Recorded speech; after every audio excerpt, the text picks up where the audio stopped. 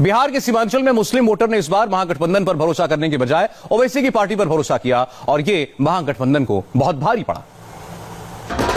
बिहार चुनाव के नतीजे और रुझान बता रहे हैं कि आरजेडी का सत्ता में आने का सपना एक बार फिर सपना ही रह गया। वोटों के बंटवारे ने तेजस्वी के सीएम बनने के सपने पर पानी फेर दिया। जिस सीमांचल पर सबसे ज्यादा भरोसा किया वहां ओवैसी ने खेल कर दिया। बिहार की सत्ता में वापसी का सपना देख रहे तेजस्वी यादव को भरोसा नहीं हो रहा कि महागठबंधन का सबसे मजबूत किला सीमांचल इस तरह ढह जाएगा। जिस सीमांचल के वोटर पर आरजेडी और कांग्रेस को वर्षों से विश्वास था, वहां हैदराबाद के असदुद्दीन ओवैसी की पार्टी ने सारा गणित खराब कर दिया। इन इलाकों में मुसलमानों ने महागठबंधन पर विश्वास करने की बजाय ओवैसी की पार्टी पर भरोसा किया। जो हमको मुल्क से भगाना चाहते हैं। सबसे पहले आप ये समझिए कि सीमांचल के मुस्लिम वोटर ने किस तरह महागठबंधन के सत्ता वाले सपने पर पानी फेर दिया। ओवैसी की पार्टी ने सीमांचल में मुस्लिम वोटर की बड़ी तादाद को देखते हुए 24 में से 14 सीटों पर अपने उम्मीदवार उतारे। इसमें 10 से ज्यादा सीटों पर ओवैसी की पार्टी पर मुस्लिम वोटर ने भरोसा किया। अब सीमांचल की इन सीटों पर ओवैसी ने किस तरह महागठबंधन को सत्ता से दूर किया, ये भी समझ लीजिए।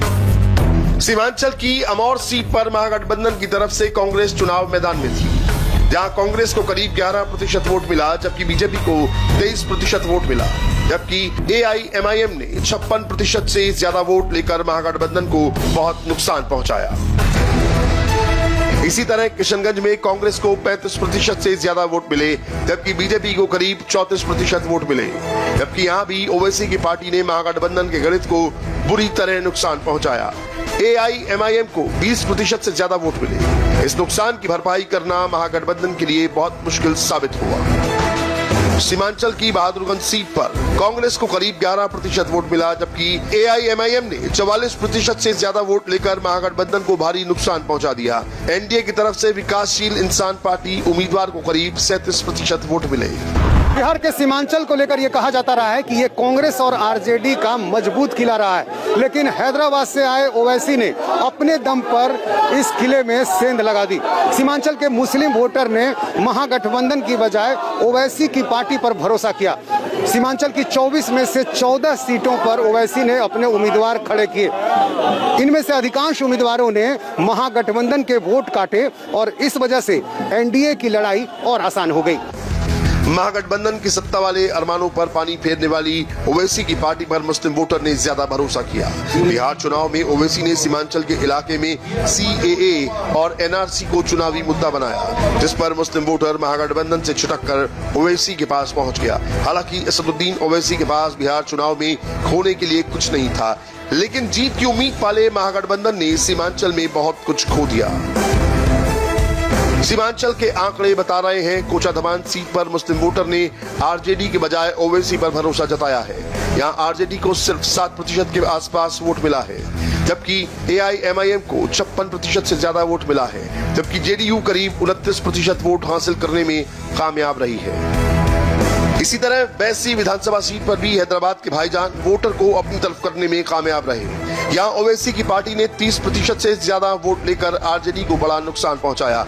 आरजेडी को यहाँ सिर्फ 19.76% वोट मिला, जबकि बीजेपी ने 37% से ज्यादा वोट हासिल किए। सीमांचल में जो हुआ वो किसी ने नहीं सोचा था। सीमांचल में कमल खिल गया। लालू की पार्टी आरजेडी जिस सीमांचल को अपना गढ़ समझती थी, वहाँ सबसे बड़ा उलटफेर हो गया।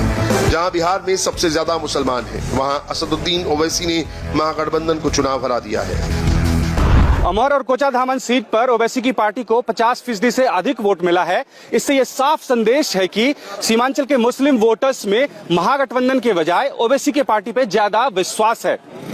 वोट काटने की ये रणनीति ओवैसी के न चाहते हुए भी एनडीए के लिए फायदेमंद रहा है। लेकिन अब आरजेडी और कांग्रेस को तय करना है कि नाराज मुस्लिम वोटर्स को कैसे मनाया जाए। हालांकि ठाकुरगंज में आरजेडी को 39% वोट मिले, लेकिन ओवैसी का उम्मीदवार नहीं होता तो यह आंकड़ा 50% के आसपास पहुंच सकता था। ओवैसी की पार्टी ने ठाकुरगंज में करीब 16% वोट लेकर महागठबंधन की ताकत को तोड़ दिया। भले ही यहाँ जेडीयू को करीब 7% वोट मिला हो, लेकिन आरजेडी की सफलता को पीछे खींचने का काम ओवैसी ने किया है। नरपतगंज की सीट पर ओवैसी की पार्टी को सिर्फ 5.3% वोट मिलता हुआ दिखाई दे रहा है, लेकिन ये मामूली सा दिखने वाला 5% महागठबंधन पर बहुत भारी पड़ा है। आरजेडी को इस सीट पर लगभग 35% वोट मिला है, जबकि बीजेपी करीब 47% वोट लेने में कामयाब रही। हैरानी की बात यह है कि सीमांचल में जहां 4 जिलों में मुसलमानों की आबादी 40 से 70% तक है, वहां एनडीए की जीत दिखाई दे रही है। इस जीत में ओवैसी का ना चाहते हुए भी बड़ा हाथ है। मुसलमानों के वोट बंटने की वजह से बीजेपी आगे निकल गई। ऐसी कई सीटें हैं जहां एआईएमआईएम को 30% से ज्यादा वोट मिले हैं। सीमांचल में महागठबंधन का एमवाई फैक्टर में से एम काम नहीं कर पाया और इसकी सबसे बड़ी वजह बने असदुद्दीन ओवैसी। ओवैसी ने सीमांचल में ऐसे सीटों से अपने कैंडिडेट्स दिए जहां मुसलमान वोटर्स की संख्या सबसे ज्यादा थी। हालांकि मुसलमान वोटर्स में बड़ा कंफ्यूजन था। यही वजह था कि आधा वोट एमआईएम को गया जबकि आधा वोट महागठबंधन को, और इसी वजह से बीजेपी की राह सीमांचल में आसान हो गई। 2015 में कांग्रेस ने सीमांचल में अकेले 9 सीट जीती थी। तब जेडीयू को 6 और आरजेडी को 3 सीट मिली थी, लेकिन कांग्रेस और आरजेडी सीमांचल में 2015 वाला प्रदर्शन नहीं दिखा पाए, और इसकी बड़ी वजह ओवैसी ही है, जिन्होंने महागठबंधन के सत्ता वाले सपने को बहुत मुश्किल बना दिया है।